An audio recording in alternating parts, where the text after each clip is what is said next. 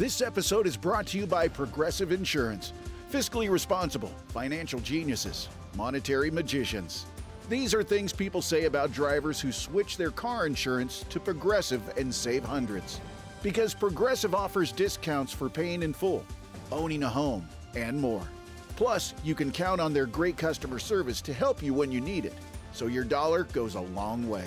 Visit Progressive.com to see if you could save on car insurance. Progressive Casualty Insurance Company and Affiliates. Potential savings will vary. Not available in all states or situations. When you think about businesses that are selling through the roof, like aloe or skins, sure, you think about a great product, a cool brand, and brilliant marketing. But an often overlooked secret is actually the businesses behind the business, making selling and, for shoppers, buying simple. For millions of businesses, that business is Shopify.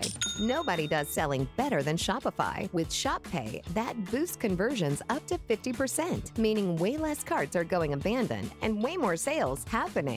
So if you're into growing your business, your commerce platform better be ready to sell whatever your customers are scrolling or strolling on the web, in your store, in their feed, and everywhere in between. Businesses that sell more sell on Shopify. Upgrade your business and get the same checkout Skins uses. Sign up for your $1 per month trial period at shopify.com/Westwood1, all lowercase. Go to shopify.com/Westwood1 to upgrade your selling today. Shopify.com/Westwood1. Oh, the car from Carvana's here. Well, will you look at that? It's exactly what I ordered, like, precisely. It would be crazy if there were any catches, but there aren't, right? Right, because that's how car buying should be. With Carvana, you get the car you want. Choose delivery or pickup, and a week to love it or return it. Buy your car today with Carvana. Delivery or pickup fees may apply. Limitations and exclusions may apply. See our 7-day return policy at Carvana.com. Welcome to Heaving Bosoms, the podcast where two best friends recap romance novels while asking follow-up questions and really working through vampire biology.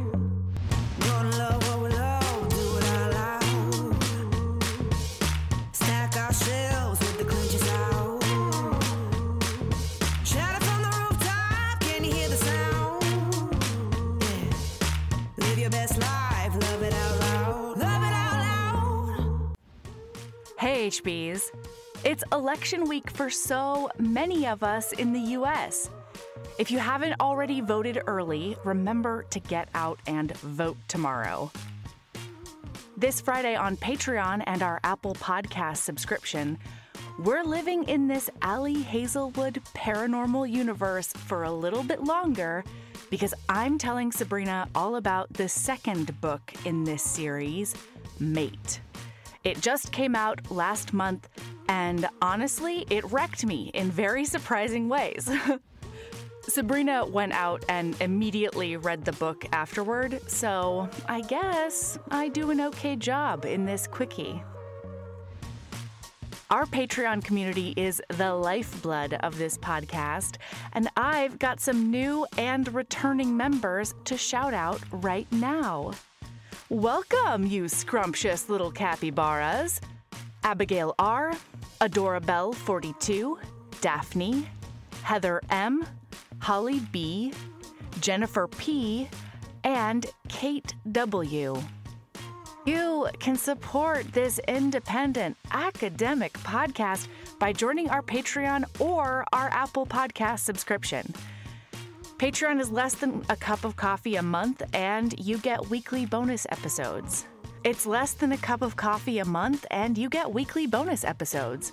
Then Patreon has even more: early and ad-free episodes, live events, etc. Today, we're continuing our recap of Ali Hazelwood's paranormal debut. Here's part 3 of Bride by Ali Hazelwood. Here's the second half of Bride by Ali Hazelwood.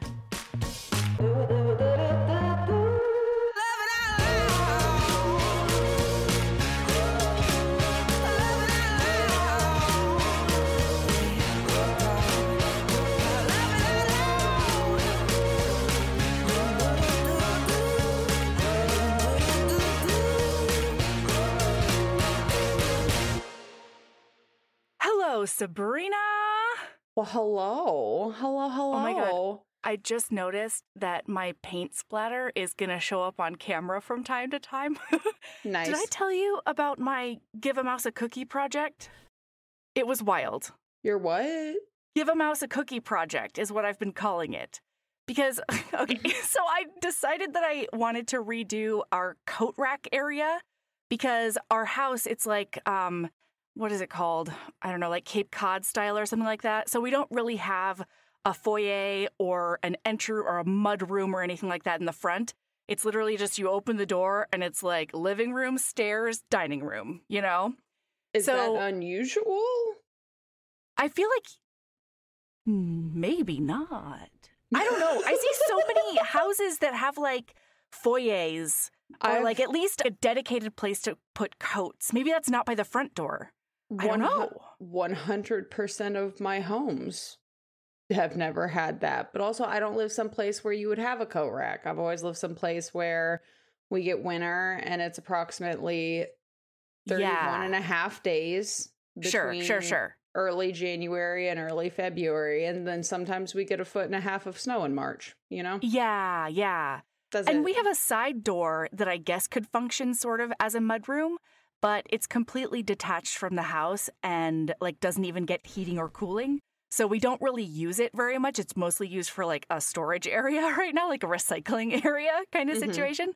Anyway, so I wanted to redo our coat rack area because I just had like a pole situation and it kept on falling over when it got too heavy in the winter. Stupid. Oh my really God, dumb. This coat rack, so I've owned a coat rack before and things have gone on that coat rack and you just triggered the most visceral memory of being so fucking angry. Frustrated, yes. And like, I literally never did anything about it in that house.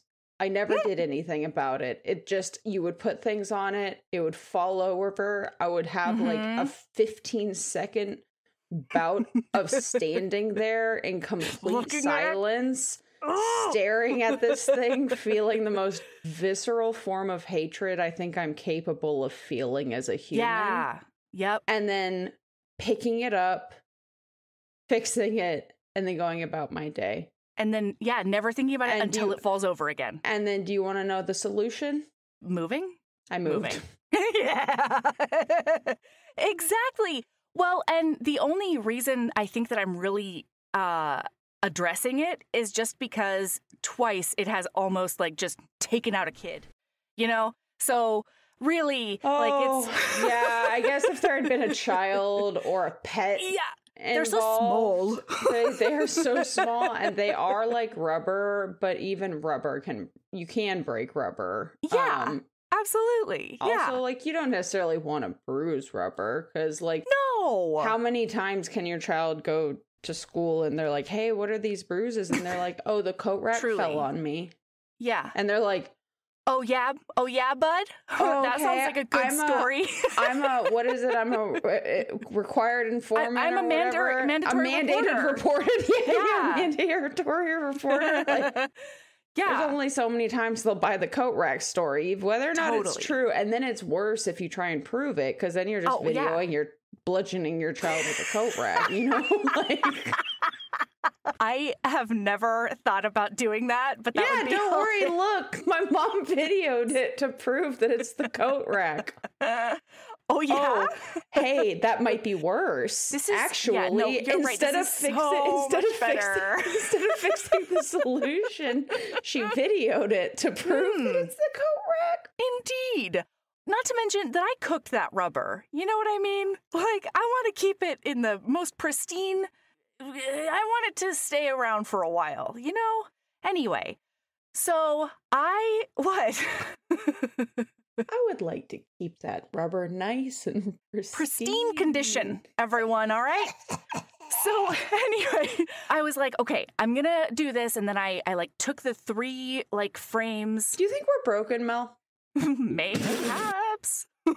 I mean, all signs point to yeah. Okay. I was like, that's not it's fine. You know what? We're not broken. We're breaking cycles, Sabrina, is what we're doing. That's what we're doing. Maybe only broken people can break cycles. I don't know. Yeah, we're just so tired of that shit that we're like, fuck that coat rack, and we just move out and doing it. Yeah. Boom. Okay, Anyway. look. Let me look. My Give a Mouse a Cookie project, Sabrina. Jeez. Oh yeah, my God. Yeah, that's where we started. I even took my meds this morning. What the hell? Continue. You're tired. I am. Sabrina did am not sleep well. Yeah. I did not sleep well, but I can't wait to talk about this mysterious genital business that Misery has no idea what's going on. Anyway, continue. For real. So I took the picture frames down, and then I was like, fuck, I need to, put the paste on there or whatever. And then I noticed that there were a couple of more dings in the wall. And I was like, oh no, if I'm going to like hang a coat rack on the wall or like hang a hanging rack. And then I also want to find some sort of like cute, smaller, maybe like a medicine cabinet kind of a situation, because our sunscreen right now lives on the windowsill right by the front door, and it's driving me fucking bananas. But it's I need it right by the front door. Otherwise, kids will never get sunscreen. I will never get sunscreen. Like, well, it yeah, has and to be there. you got to keep that rubber skin cancer free, This is what I'm saying. I cooked it real good. Anyway, so I want to do that. And as I was doing that, I was like, oh shit, I'm just going to real quick repaint this section because I fucked it all up with not stucco, but whatever that's called. What fucking world? I can't. You said words that make sense in an order that I guess technically makes sense, but the thought of being like, oh, let me just paint this real quick. I couldn't make any decisions. Like, I made very few decisions on colors for our house because I was actually on a trip when the painters were doing it. And so I kind of panicked and I was like, nah, everything else can be white. So a lot of my house is still white. And as a result, like, I'll like do touch-up painting every once in a while. If it won't come off with a not for long, this white pink-ass garage. Honestly, it's a miracle that you've been in that house longer than a year and a half, and it's not a rainbow. Unce. Oh. Well, part of it is I've got that rainbow wallpaper in my kitchen. That's pretty fun. Anyway, so when you didn't know about that? No, we can't. We can't. Right. Keep going. We can't. I'll send you a picture later. Okay. I'll send you pictures. You won't remember. So, I won't either. Yeah, so I went.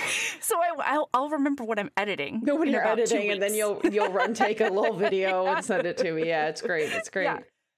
So I was like, okay, I'm gonna go get the paint in the basement, but then I was out of paint, and I'm like, fuck, I need to get this exact paint color, right? And I'm looking through, and then finally I was like, oh shit, I gotta just go get some.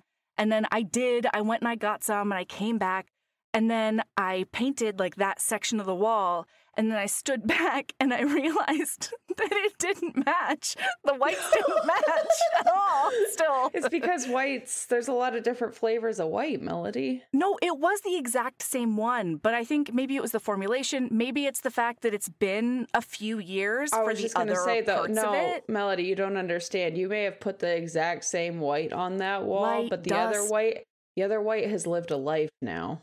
It has. Yeah, I've put it through quite a bit. So I was like, fuck. I'm sure. And it was so stark that it wouldn't only bother Michael. I would still fix it if it would only bother Michael. But it was like shocking that it would bother me too. You know what I mean? Because I'm very like, it's fine. And then I move on with my life if it's not perfect. Can't relate to that. Yeah, right? So luckily it was day when Michael was taking the kids to the shop to like do a Pokemon trade night or something like that. And so he was gone all afternoon and evening. Everybody was gone. Man, they really don't have a choice but to be nerds in your house. Yeah, it's pretty great. Yeah. So I was like, fuck, I guess I'm painting the whole wall. And this particular wall is continuous from one side of my house to the other side of the front of my house. Like, there's no room delineations. Luckily, there are a lot of windows. So I ended up just spending... Luckily? Well, I guess lucky it's less in this situation? I don't know. That's worse. It's harder to paint around windows. Yeah, you're not wrong. But it's like, no, I know. Footage, I'm well aware that I'm not. Okay. Continue. Anyway, so this turned into a whole, like, give a mouse Melody, a cookie project. I now had to paint the whole I need you wall. to understand that less square footage only would have mattered if you would have had to go buy more paint True. in order to continue going. In this instance, less square footage actually made It's your just more job a complication. million times harder. It's true. Luckily, you were making it white again instead of like, yeah, we're gonna go with this fancy jellyfish eaten by a whale, Yeah. blue cream. Blue cream. Yeah. Yep. Jellyfish eaten by a whale, blue cream. I've Mhm. seen that in stores Yep. before. No, luckily, and you're right, because I did. If you think that I there's could not some just be like, fucking universe where that is the name up. of a paint color, you're insane.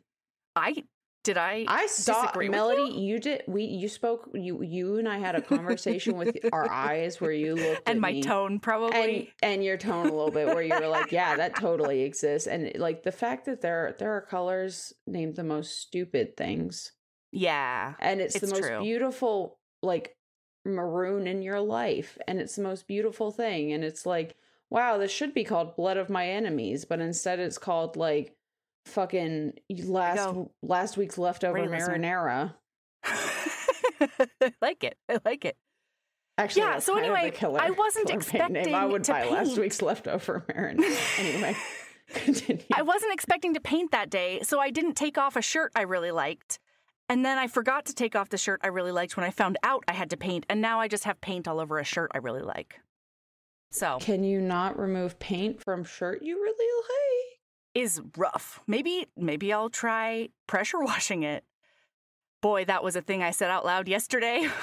Oh my god. Your So Michael neighbors must be like, what the fuck is happening What next is she door? doing There's now? marbles in the fence. She's walking around with paint now. God damn it. Do you Why are have they you- dumping more bark on Phillip, the driveway? Phillip, have you seen how big the piles of mulch and dirt and crap gets dropped in that driveway? Phillip, go talk to the neighbors. Did she just take grass clippings out of the trunk of her car?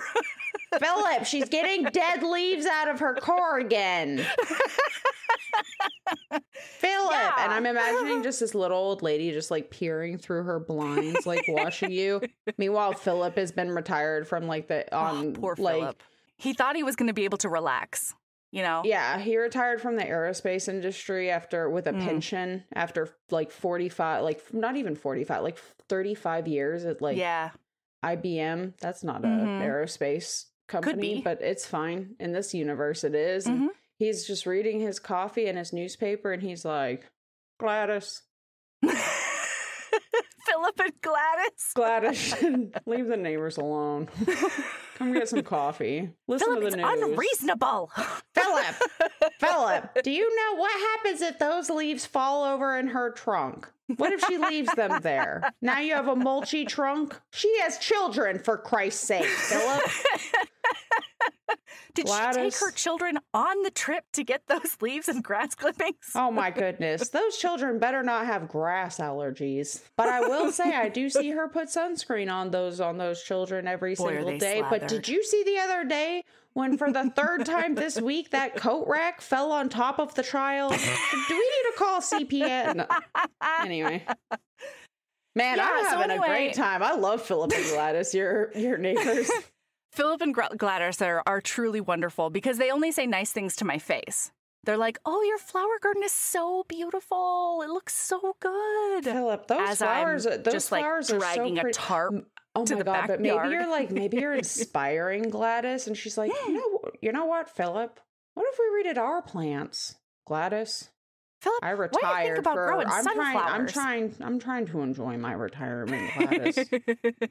If you want to do flowers, that's fine. But at your age, we'll hire somebody to handle your back. It sounds like our neighbor would probably. She likes playing in the dirt. You could probably get that crazy neighbor lady with the paint on her left tit. You let me know, and I will Phillip, be there. You can't use words like tit, Gladys.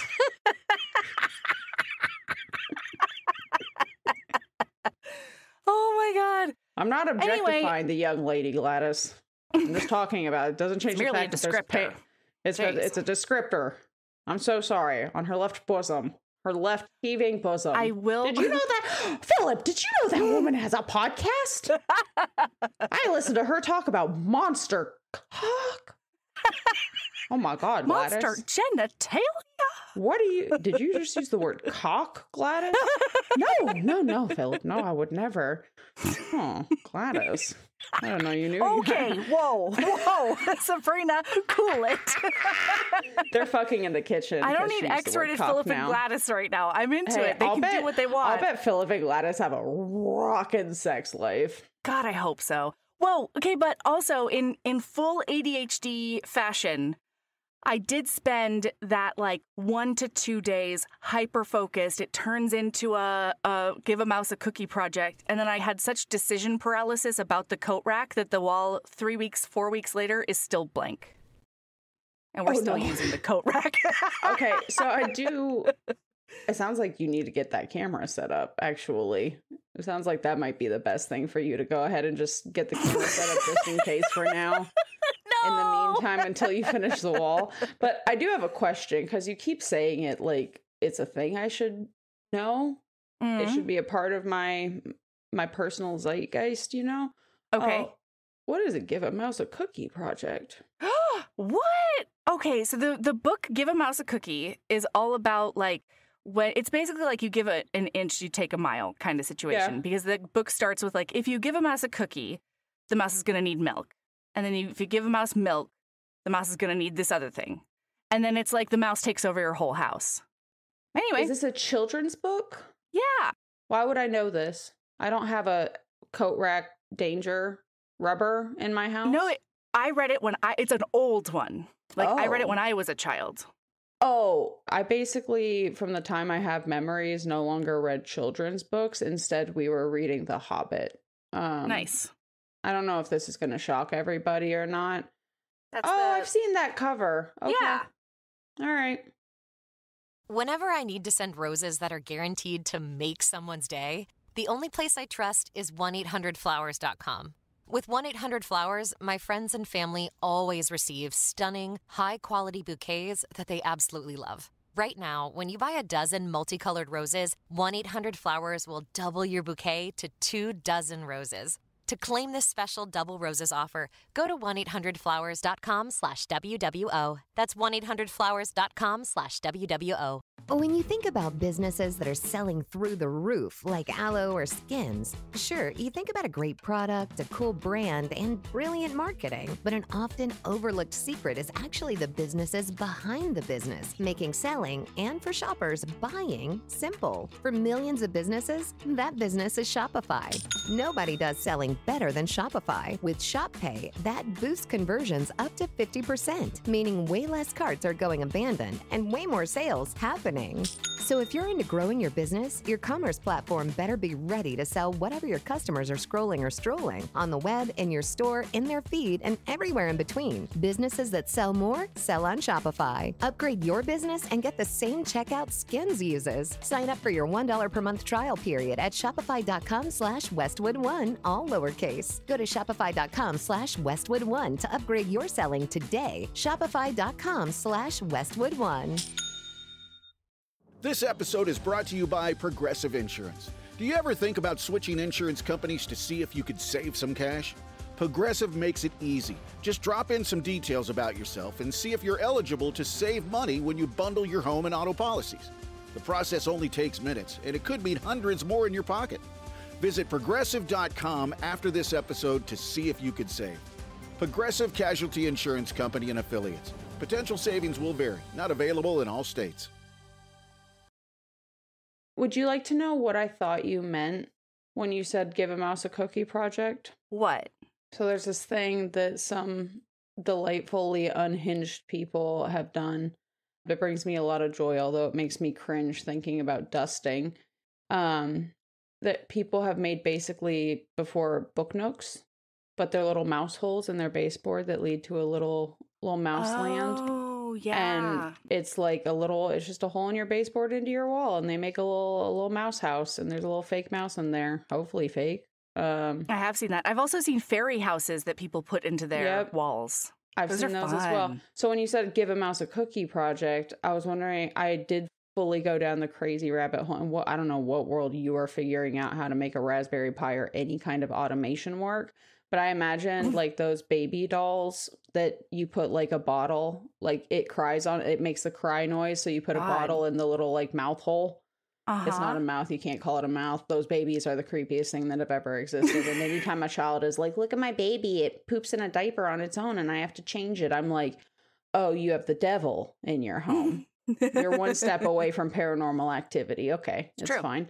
One of those, except it's like an RFID managed thing where your children can just grab a fake cookie. And if you like hold it close enough, a little automated mouse like rides out and magnetizes the cookie. Quite the mental rabbit hole that you went down. You know what? We have Give a Mouse a Cookie this banter section. I was prepared for this to be honestly, a quick Melody, 3-minute story. I have no regrets. And if I listen to this episode We've gone Phillip to CPS. And Gladys are not in here. Phillip and Gladys were born. Like, so much has happened. Phillip and Gladys were born, lived what do you think Gladys did for work? She was an admin at a local elementary school, wasn't she? Yeah, I was just going to say she was the elementary school secretary. Yeah. Yeah. Fucking love an elementary school secretary. Mm-hmm. Yeah, man. I bet they had such a... Ours was not bigots. I'll bet that they saw you with that sign and they were like, fuck yeah, no kings. Did you see that lady going to that rally? Oh, maybe I shouldn't cut this, Melody. Why? Don't talk about that. I don't know. You want? No, I went to a No Kings rally. You can talk about it. Hell yeah, fuck yeah. All right. Gladys? Yeah. Did you see that nice young lady with the paint on her tit? You can't say tit, Phillip. That's objectification. That's a 5-letter SAT word. 5-point SAT word. She went to that No Kings rally. Yeah. Good for the youngsters. Anyway. Absolutely. Phillip and Gladys are really proud of your activism, Melody. Thank you, Phillip and Gladys. I'm so glad that you noticed. Gosh. Honestly, at this point, I really desperately, Melody, I have one request for you, and then we can launch into talking about Misery's First Knot, because I just really need you to start casually talking about your neighbors, Phillip and Gladys. Even get your kids in on it. Don't let Michael in on it. I don't want Michael to know, okay? I want to know how long it takes before he's like, which neighbors? Where do those neighbors live? Oh, next door. We actually do have an old couple across the street, and he would just assume I was talking about them. Do you know their names? Yeah. Oh, okay. That wouldn't matter. Come on. I would just word associate, and then he would get the story that I'm talking about the couple across the street. Oh my God, I love that he now is privy to... Anytime I have a thought about Phillip and Gladys, I'm going to add to their backstory for you, Melody, and I just can't wait for you to be like, you should hear what Phillip and Gladys got up to last week. And he's like, when did you become such a busybody? Oh, he knows I'm a busybody. We had cops on the street a couple of weeks ago, and I was fully on the front porch, like, filming them. So okay, hang on though. That's not being a busybody. That's being a responsible member of society. That's fair. In this current I also had to give a cop a lesson on the Fourth Amendment, which was fun. That dude, because apparently somebody had like stolen something from a store nearby, or allegedly had done that, and so they were asking if I had seen them, and I was like, nope, I've been gardening my face off. I don't see anything. And so they were like looking around, and then I go back. Maybe you should search in this 10-foot pile of mulch in my driveway, and you know when you're digging through that, I think he might be in here. He might be in here, and you know what? You know where I know he's not? In my backyard. So if you move the dirt from here to there, you know, put a public servant to good use. Well, so I was going back like from the front of my house into the back, and I see a cop coming out of my fenced-in backyard. And I was like, oh, do we not respect the amendment here? And he was like, I'm so sorry. Oh my God, sorry. I shouldn't have been ma'am. Back you know there. an amendment other than the right to free speech, which nobody actually understands. I don't know in this amendment. It's fine. Anyway, all right. Look, we're in California with Misery and Lo, Werewolf Boy. So, yeah, we're in California with Misery. We're with Lo. We just got that marking thing where we did just really meanly leave you. I felt so bad. I do need this is a slight tangent real quick, Melody. I did feel so guilty at the end of last episode when I was like, and then we're saying goodbye. such an asshole after we got off Bit of a bait recording. and switch. I mean, it wasn't even a bit of, it was fully. But anyway, so we're there. We're here with Emery, which is that old fuck, not Phillip, you know? Not cool Phillip, that old alpha man. I think, hold on just a moment. So remember, when we left off, we were in California because Lo is trying to figure out whether or not Emery, the former wife of the former alpha who he like challenged and killed to take over Phillip. the Southwest Pack, We're Phillip. We're saying the same thing. Famously Melody. known. Yeah. And he's trying to figure out whether or not she's like doing an underground coup kind of a situation. And because they think that she just tried to kidnap Anna, his little sister. Mm-hmm. So they're in California to plant a bug and be able to like get her communications and figure it out. Yeah, and Misery is here specifically because just in case you need a reminder, listener, Lo is about as capable with a computer, any form of electronic, as Melody is with How dare getting you?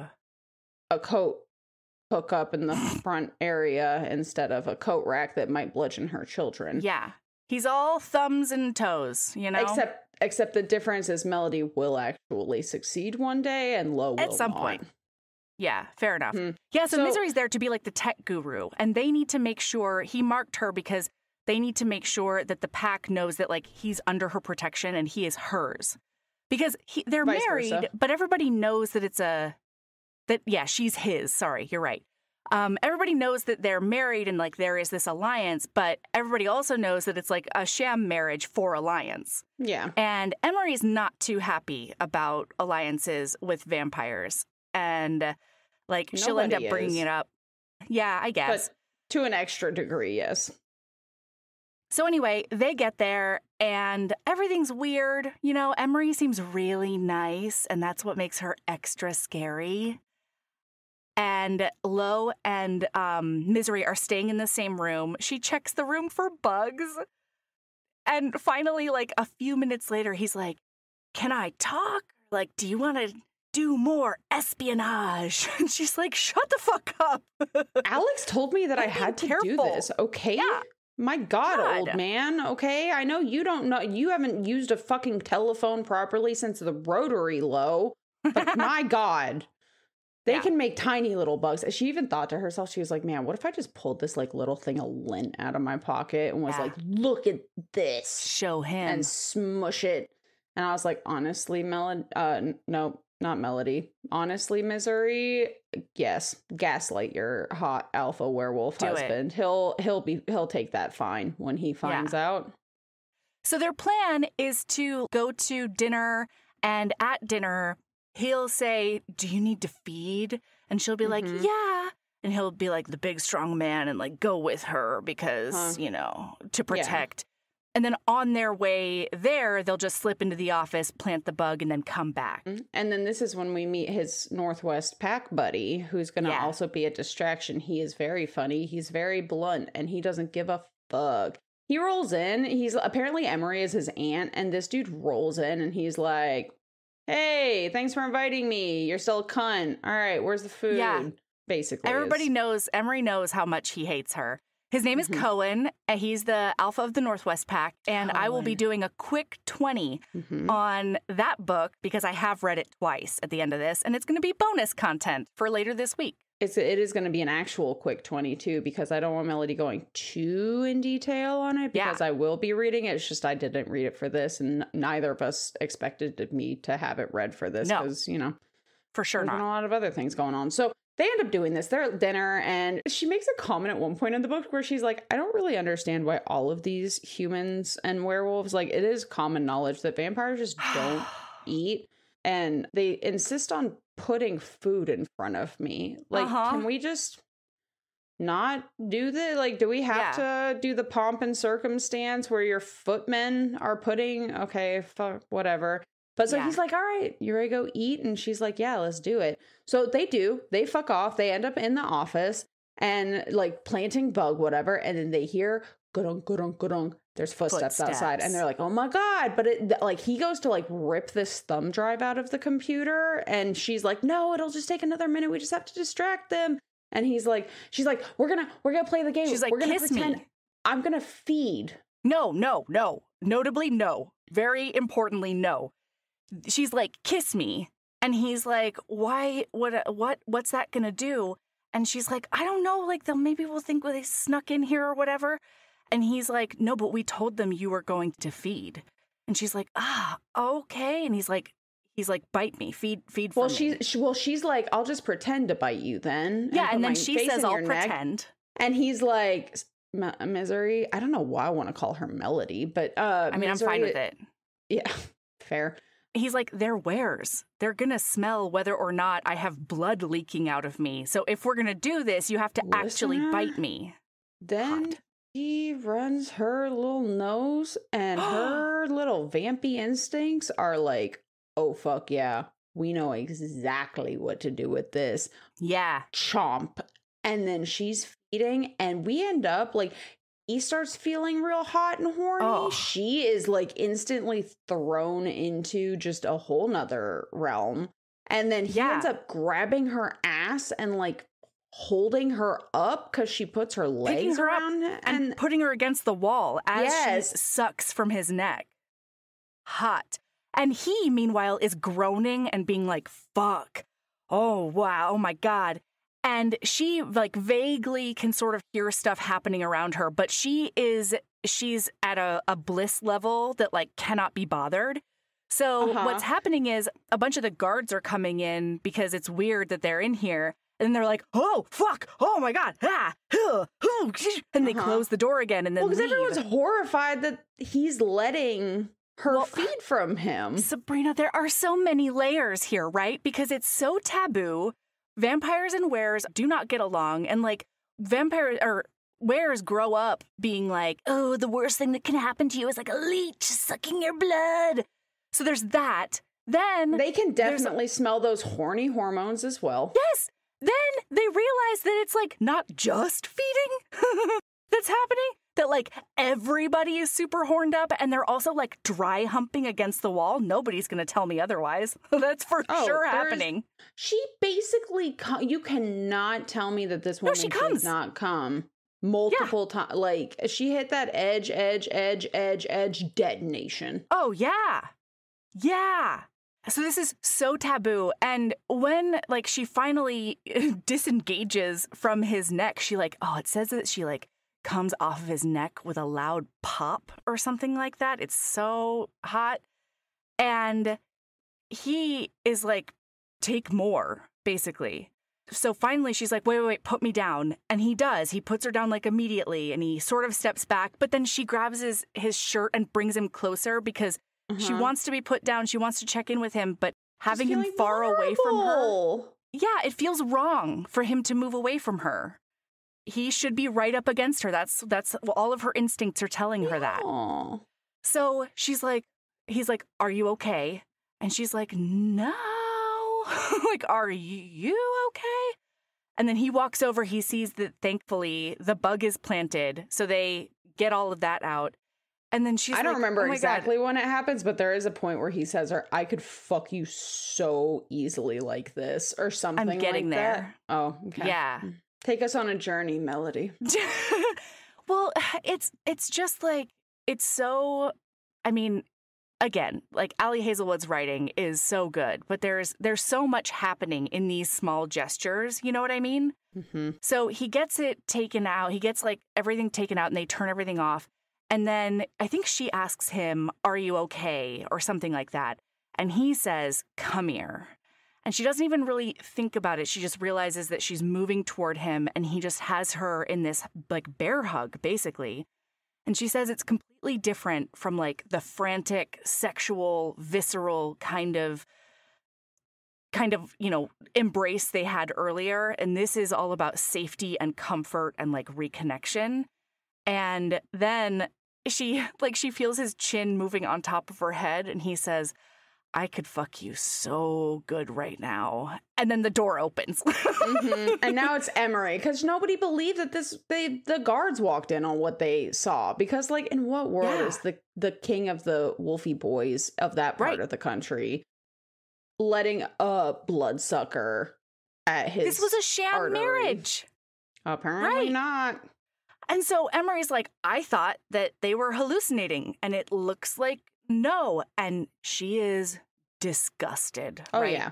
Already at dinner earlier, she had asked nice, like, polite way, like, whether or not Lo thought that having a treaty with the vampires might be, like, disrespectful to all the wearers who died in conflicts. You want to know it's disrespectful? Pounding my vampire wife while she sucks the blood out of my neck on your dead husband's desk. Your dead husband that I killed desk.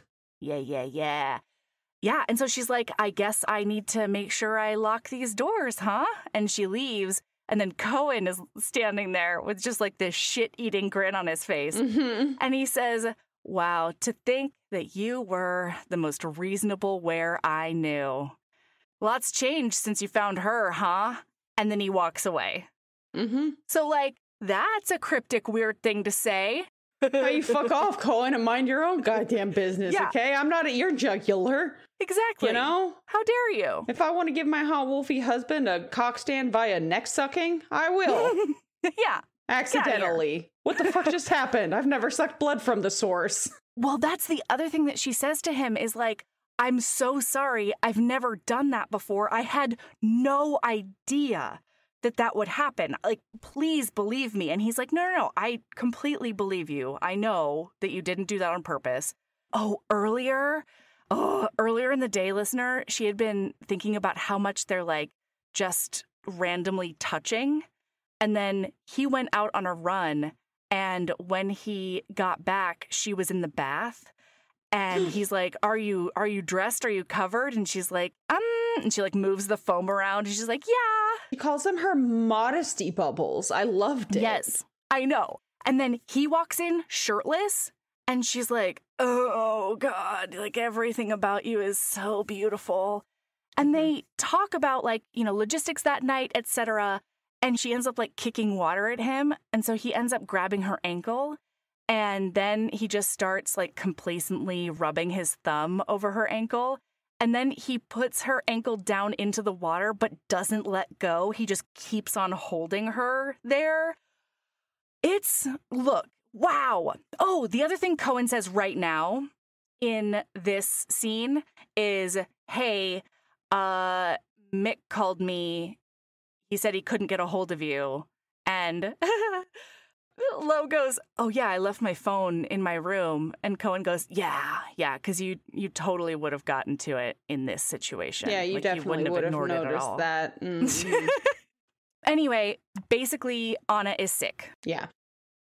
When it comes to delivering flowers for life's special occasions, trust the name that's been setting the standard for nearly 50 years. 1-800-Flowers.com. From breathtaking bouquets to one-of-a-kind arrangements, 1-800-Flowers is your authority on quality blooms. Always fresh, always stunning, always delivered with care. And right now, for a limited time, you can save up to 40% off your bouquet and make someone's day. Save up to 40% off today at 1-800-Flowers.com/WWO. That's 1-800-Flowers.com/WWO. When you think about businesses that are selling through the roof, like aloe or skins, sure, you think about a great product, a cool brand, and brilliant marketing. But an often overlooked secret is actually the businesses behind the business, making selling, and for shoppers, buying simple. For millions of businesses, that business is Shopify. Nobody does selling better than Shopify. With Shop Pay, that boosts conversions up to 50%, meaning way less carts are going abandoned and way more sales happening. So if you're into growing your business, your commerce platform better be ready to sell whatever your customers are scrolling or strolling on the web, in your store, in their feed, and everywhere in between. Businesses that sell more sell on Shopify. Upgrade your business and get the same checkout Skins uses. Sign up for your $1 per month trial period at shopify.com/Westwood1, all lowercase. Go to shopify.com/Westwood1 to upgrade your selling today. Shopify.com/Westwood1. This episode is brought to you by Progressive Insurance. Fiscally responsible, financial geniuses, monetary magicians. These are things people say about drivers who switch their car insurance to Progressive and save hundreds. Because Progressive offers discounts for paying in full, owning a home, and more. Plus, you can count on their great customer service to help you when you need it, so your dollar goes a long way. Visit Progressive.com to see if you could save on car insurance. Progressive Casualty Insurance Company and Affiliates. Potential savings will vary. Not available in all states or situations. So they end up jetting out quick. She's still in her outfit from dinner times. They fly on back. It's a cold, but werewolves don't get sick. But because Anna's half human, she's more likely to get sicknesses and human sicknesses specifically. Yeah. And so it turns into this whole thing where Juno, if y'all remember, was Anna's, caretaker lady who was super protective of her. And she was like, "You're going to trust this vampire?" Am I not remembering that? Did I hallucinate this scene? No, Juno is the one that's on her side. It's the other werewolves who feel that way. They're like, "You're going to trust that this vampire can take care of this werewolf child?" And she's like, "I grew up with human. Like, my sister's a human. I know how to get NyQuil." Yes. So the conflict in this scene is that she's so sick, she hasn't been able to keep fluids down. Like, it's really, really bad. And the conflict is, do we try to, just keep her here and see if she gets better? Or do we compromise her safety and the secret of her biology by taking her to a human doctor to see if they can help with anything? And so Mick really, really wants to take this girl to the human doctor. Mick is like, "We have to take her. I can do it myself, Alpha. It'll be totally fine." Yeah. He looks at Misery and he's like, "Thank you so much, Misery, but you're not equipped for this." And she's like, "Any doctor will look at her as if she's a fully human child as well. So we may as well use my knowledge of what Serena took when she was younger to see if we can help. And then if not, then we can take her to a human doctor." Are we going to be fucking up Sabrina, Misery, and Melody? Oh, I have been in my head the whole time. Oh my God, Melody, these are about us. It's been rough. Yeah, right? This is us. This is our books. Ooh. This is us seeing ourselves on page, because it doesn't happen because we both have somewhat unusual names. Ooh. Oh my goodness. I can't wait for you to tell me about my love story with Cohen. Your love story kind of had me... I was not okay for the first third of it. As an update, we'll talk about it a little bit more in the little bonus, but I was getting text messages from Melody like, "I'm 2 chapters in, I'm not okay. I made it chapters in and I'm worse. It's still not okay. Sabrina, I'm not coping well."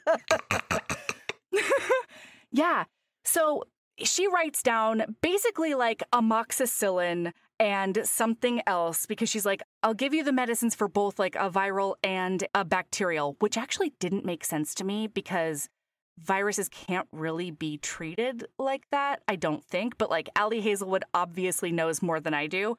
Well, I imagine that she's getting symptom treaters, right? She's getting pain relievers and Okay, that makes sense. Yeah. You can't treat it, but you can minimize the agony of it. Okay, yeah, that makes sense. So Lo goes off and he breaks into a pharmacy and he steals all this medication and brings it back, and she doses Anna, and everybody's kind of on pins and needles. And then, when they were talking to Anna earlier, on her sick bed, basically, first of all, Misery and Anna's relationship is so cute, and it continues to be so cute in book 2. Oh, I believe it. But when they were talking to her, Anna looked at Lo and she said, "Why does my friend get to have 2 parents and I have none?" And he's like, "I don't know, baby girl, but I'm going to try and work it out."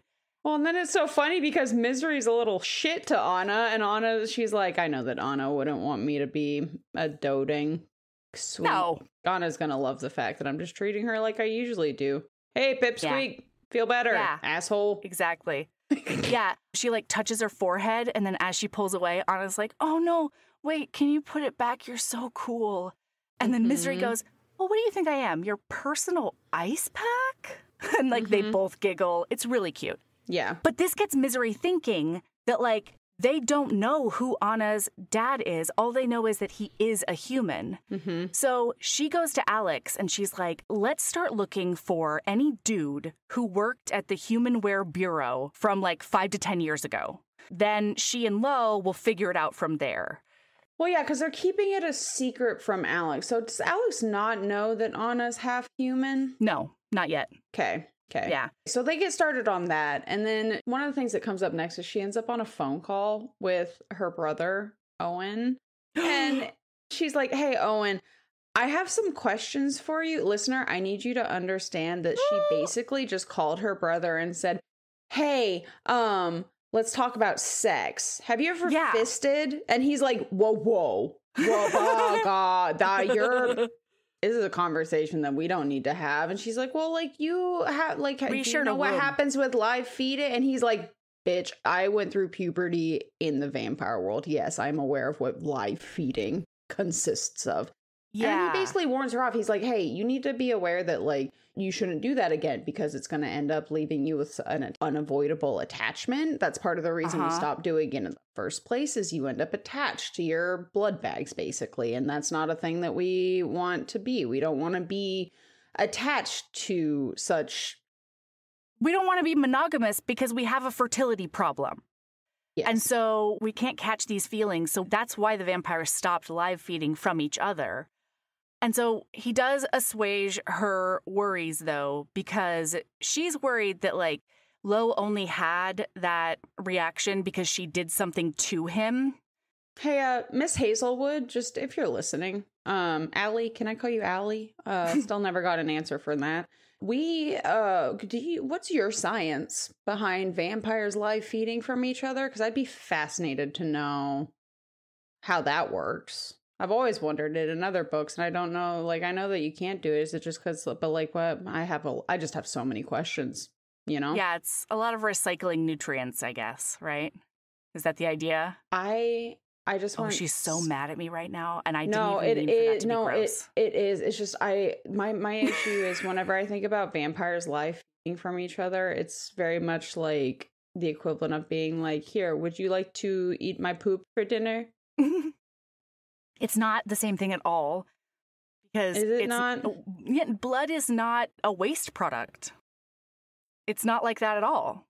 I mean, it would be closer to like, do you want to eat my fingernail clippings or something like that? That's worse. If your diet consisted of fingernail clippings. But it like blood is not, it's not a waste product. So it's not like poop or pee at all. Period, the end.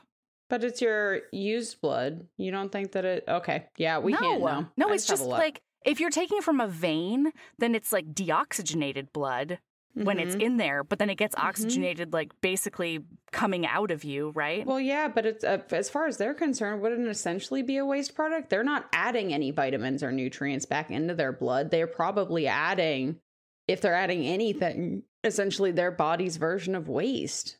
Do vampires shit if no one's around? I don't know. I think that, well, because it's very clear that they don't do it exclusively. The book never goes into the logistics of getting blood donations and stuff. I mean, why would they? This is a werewolf book. There just happens to be a vampire. And it's very clear that humans and vampires have had a treaty for a very long time. Yeah. So it makes sense that they have access to bagged blood. But when vampires are doing it, they're not doing it exclusively, and they're not doing it for nutrients, right? If anything, you'd get the nutrients that they took in from their last blood feed. Yeah, you're right. You drink bagged blood in order to get nutrients. Yeah. You drink from your partner's neck in order to come like a fountain. Yeah. Okay. See? That, yeah. You know what? Yeah, I can. Yeah, okay. All right. Here we are. Great. So they end up having this conversation again. Owen's like, nope, we don't do it. Don't do it. No, that's a bad idea for you. But he does tell her that, like, there are no adverse effects for him for, like, feeding one time. And that was the most important thing to her. Yes. And so she ends up going down into the kitchen for her secret little peanut butter snack. Oh, Anna's okay, by the way. Oh, yeah. Anna lives. Yeah, and she's like so proud. And Juno, notably, who was such a bitch to her at the beginning and then apologized to her and now is so on her side. And she apologizes naked, which I thought was really cute, even though being naked in were culture is so normal. I loved that so much. She just comes strolling out of the forest and Misery's like, oh no, she even comments on it at the very end. She's at the very end. Somebody ends up, a couple of people wolf out while they're wearing clothes. Yeah. And she's like, I've literally seen y'all just wander around naked. And I don't know why I never considered that. I didn't even think about what happened to the clothes. Yeah. And it's funny because she gets shit from one of the wolfy boys who's like, did you think they just like disappeared into some fucking like pocket? Or they like, or some shit like that? Alex says, did you think they also shifted like sartorially? Like a little wolf with a bow tie on?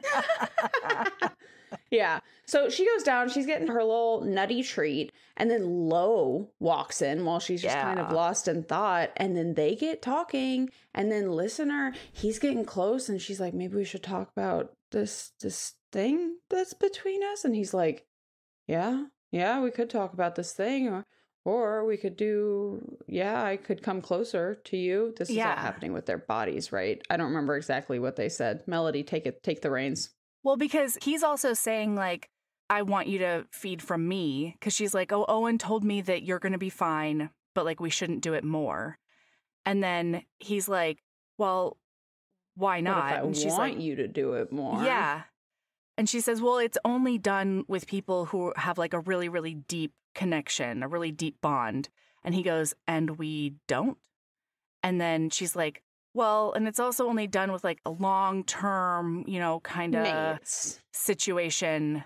And he's like, and we aren't? Or it's like only people who like you care deeply for.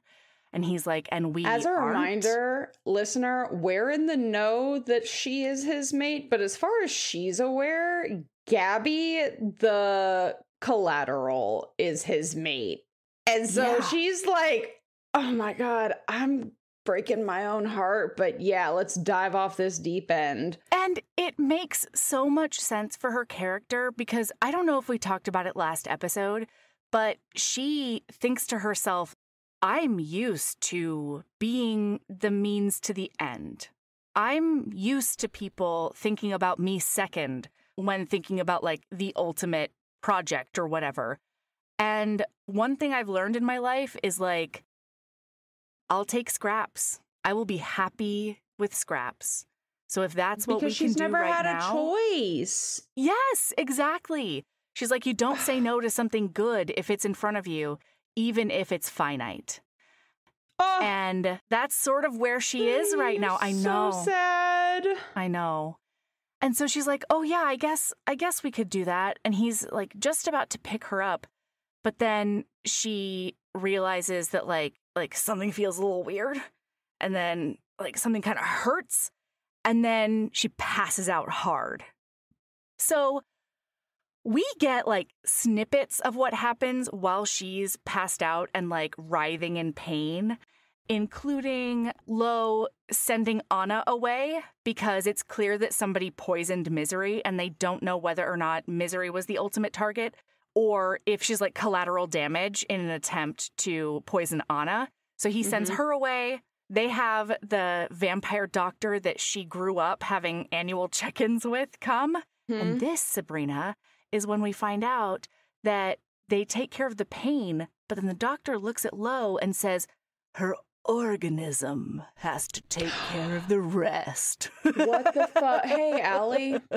Actually, more than I care about vampire waste products, we already got that. I do still need answers to what the fuck the organism is. What is an organism? How does it work? What is?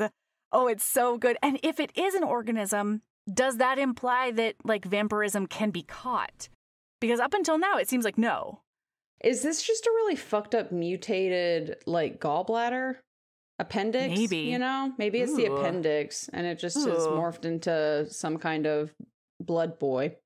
Yeah, so he's like, this is the vampire way. She's gonna look like she's like passed out / dead. for like 1 to 6 days. 1 to 8 days. Big window. 1 to a fortnight.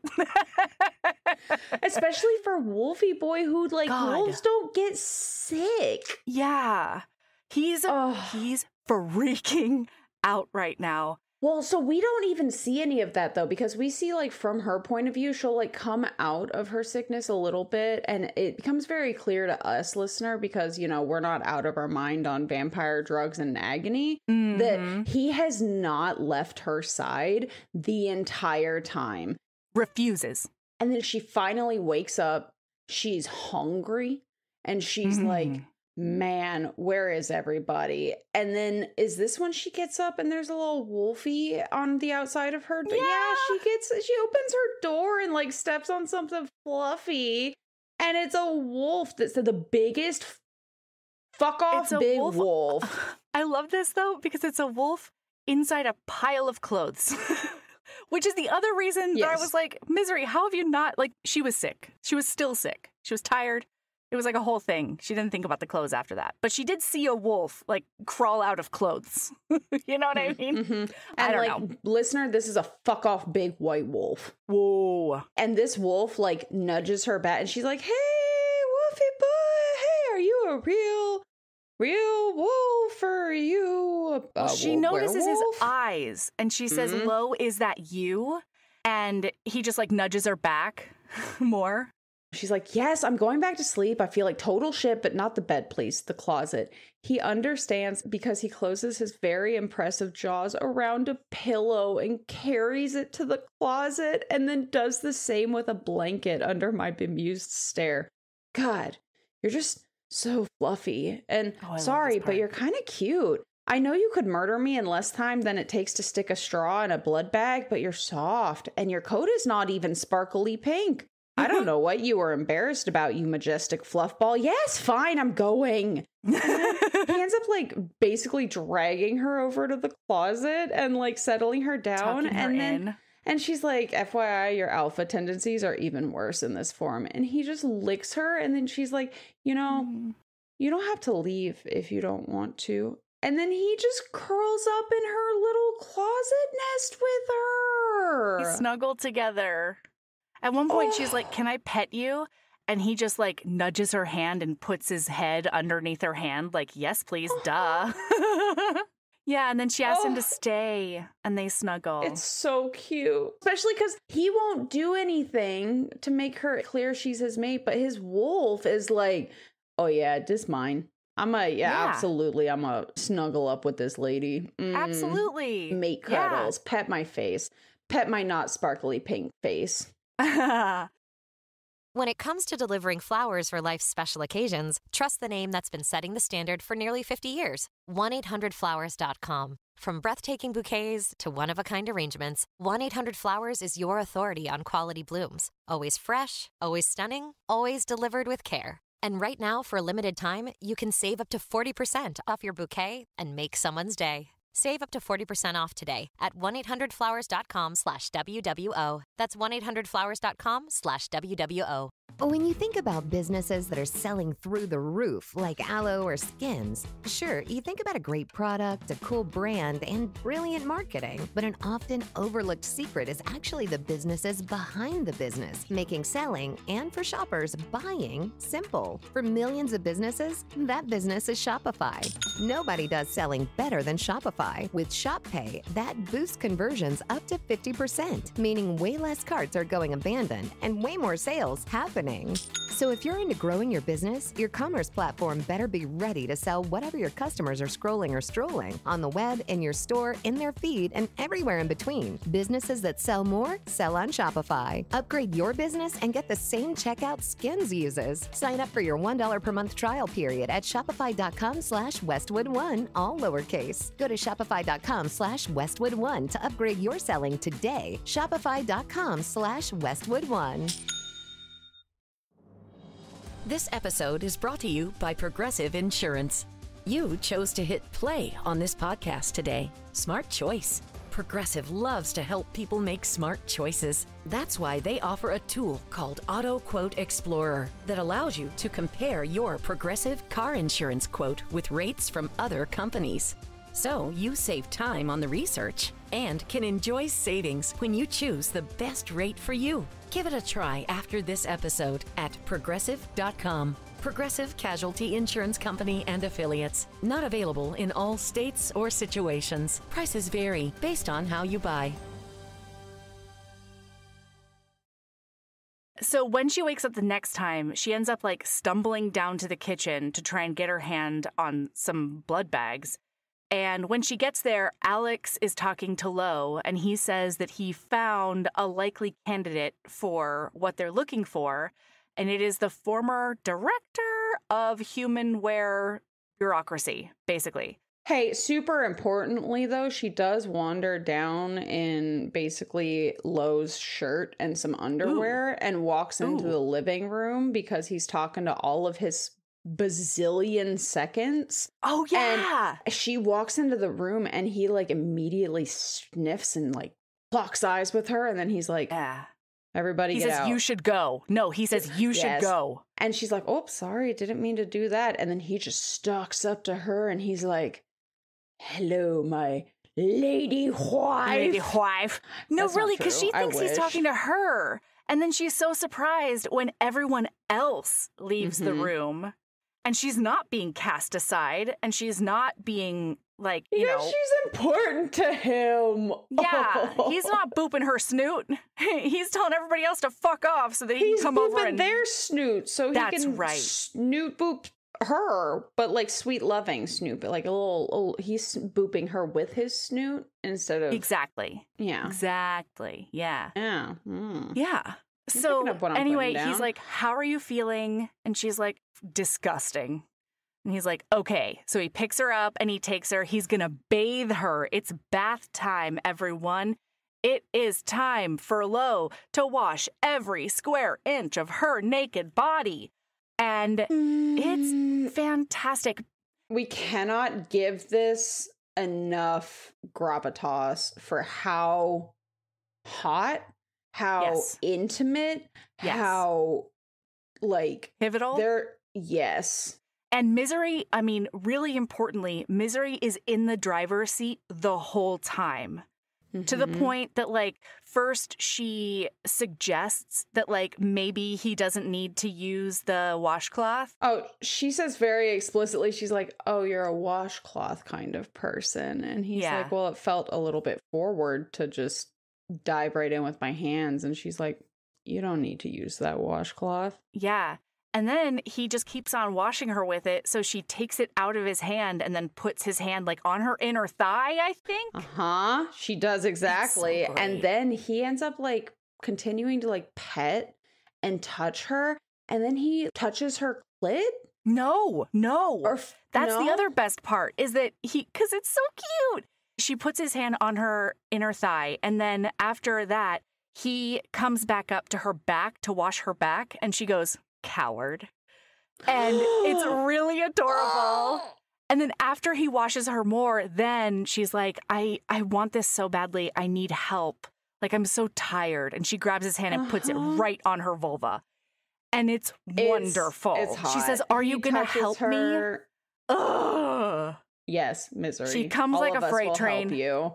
Yeah. And then he like picks her up and like carries her into the bedroom and tucks her in, and they start like hard necking on each other in the closet. He says, you smell like you just came. And she's like, uh-huh. And he goes, I have to go down on you right now. And she's like, okay. You. And he's like, it's a wear thing. Yeah. And then he gets down in there and she comes again. She is trying to undo his belt at this point, and then bring, his fucking phone rings. Oh my God, those cock blocking seconds. God damn it, Owen. He is like, okay, you stay here, you stay cozy. I'm gonna go. No. it's Owen. Oh my God, because they video chat. Yeah. And so Owen calls and she's now video chatting with her brother. And her brother's like, hey, sis, how you doing? How's things? And she's like, oh, things are good. And then Lo just pops up around her shoulder and it's clear that they're both basically naked. And Owen's like, I didn't need to see that. No. I didn't need to be privy. He's like, Misery, I told you to fuck it out. Like, no, he says, he's like, oh man, you guys really are fucking, huh? Wow. Mm-hmm. This is wow. And then he's calling for 2 reasons. The first is that he tries to tell her in the tongue, in like vampire language, that he has an update on her friend. And she says English because Lo is helping me. And this is baffling news to Owen. So he ends up saying, yeah, you're trusting a wolf. We thought you weren't going to make it 3 days. And now it's been like shockingly 3 weeks, 3 months, whatever. And you're not? Right. And he fodder? was suspect number 1. He was the one that she thought, because she thought it was his name, right? Yes.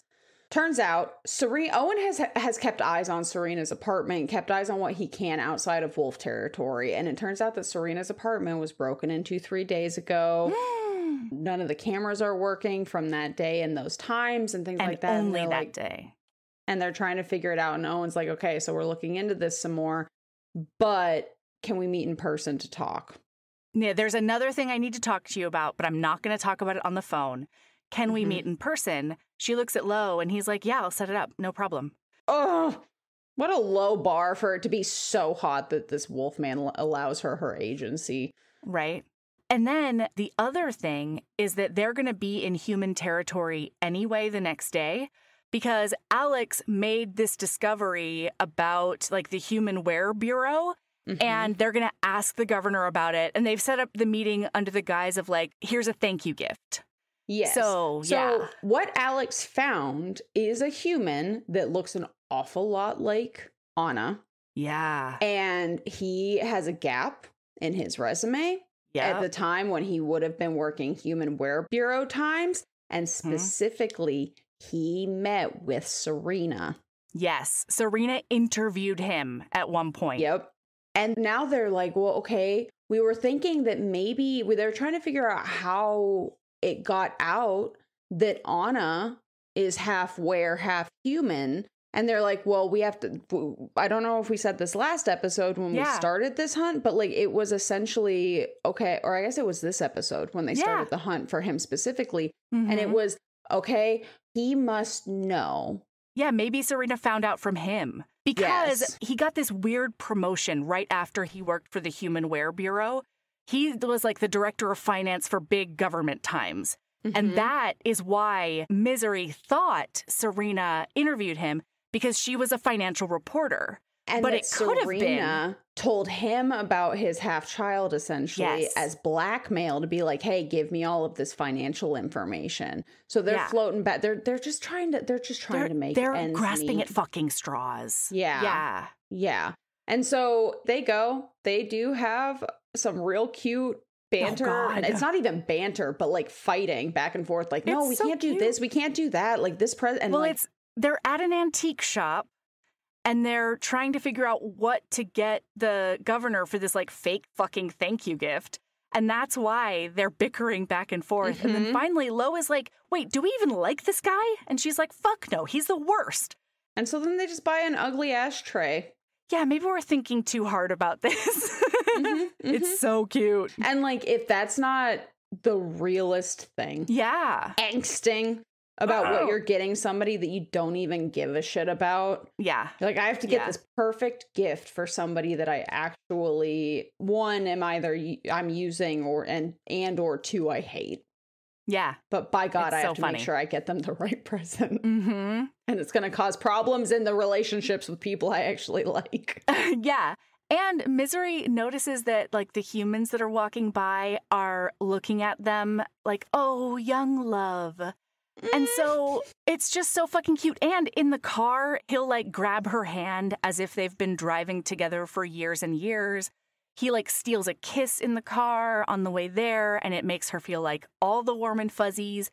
And she's conflicted, but she knows that she's just trying to make every single moment with him count because, again, there is a time limit on it. Mm-hmm. So they have dinner with the governor. Oh my God, wait, Melody, Melody. Yeah. Oh my God, no, wait. So before they go to Governor Davenport's, though? Yeah. Like, leave Ware territory, we learn about the knot. But anybody who doesn't know what knotting is has no idea what's coming. Oh my God, yes. So they end up in his bed. They're making out, and she's like, do you have a condom? And he just doesn't really answer her. And so over and over again, she's like, wait, do you have a condom? And he's like, no. And then we don't need it. We're not going to do that. We don't need it. And she's like, if humans and wares can reproduce, like, there's a good chance we can. Like, we should at least, talk about it more than just we don't need it. And he says, no, Misery, we're not compatible like that. And she's like, what? What are you talking about? Yeah, and he's like, look, I'm an alpha, and I have certain reactions as an alpha. And he's just talking out his ass. Yeah, listener. It has nothing to do with being an alpha. No, it has to do with the fact that he's found his mate, so he knots like a freight train nowadays. Yeah. He used to have a normal dick, and now he's got a giant ball at the bottom of it when he comes real hard. Yeah, he knots like a sailor, I'll tell you that much. So when they're... What? That's so stupid. Okay, listener, knots like a freight train. What are you talking about? But those don't relate at all, listener. If you don't know what knotting is, which if you've made it, if this is your first episode of Heaving Bosoms, and you were also, if you don't know what knotting is, listener, I need you to know it has nothing to do with ropes. It has nothing to do with ships. It has nothing to do with freight trains. What it is, in fact, is essentially the base of the penis swelling upon orgasm. It knots like a cork. But what it does. Yes, it does. It knots like a cork to keep all that good all that seminal fluid up in there. Yeah, we're going to get you knocked up. Yeah. So he's like, we're not compatible that way. I don't want to hurt you. And she keeps on being like, I mean, I'm very similar to humans' anatomy. If you've had sex with a human, then you're like, fine. And he's like, no. And finally he's like, do you want me to show you? And she's like, yeah. So they make out and she drinks from him again. He's like, you bite. And then he brings her hand down and she gives him a hand job. And he uses his fingers to get her off. And then all of a sudden he comes and then he takes her hand and he puts it down at the base of his cock. To show her like, why they're not compatible? Yeah. And it blows up like a balloon. Well, but and she's like, we don't know this because fucking Allie Hazelwood made the insane decision to cliffhanger us, listener.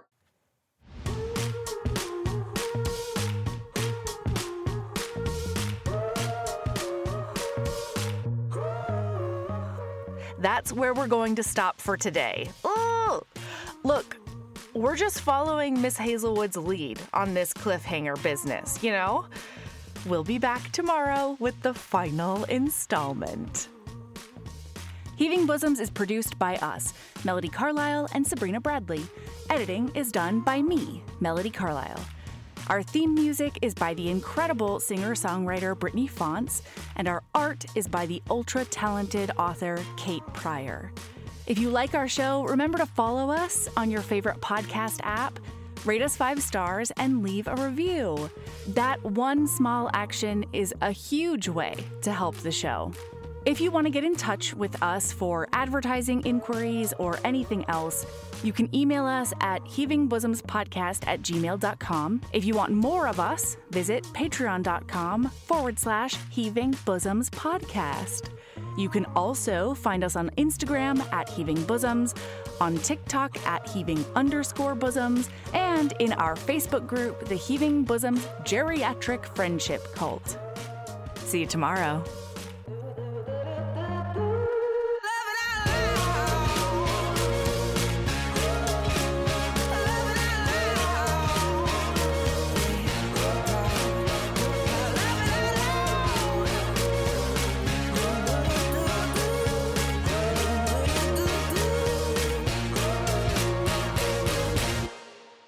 Whenever I need to send roses that are guaranteed to make someone's day, the only place I trust is 1-800-Flowers.com.